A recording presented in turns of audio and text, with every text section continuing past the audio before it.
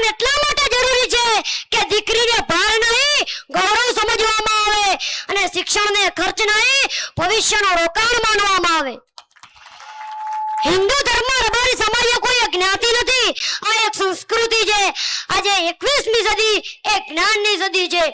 આજે આપણો દેશ હરેક ક્ષેત્રમાં હરણફાળ ભરી રહ્યો છે, પરંતુ આ વેગવંતા ધોધમાં આપણો સમાજ ક્યાંય પાછો ના રહી જાય તે માટે આપણા સૌની જવાબદારી બને છે.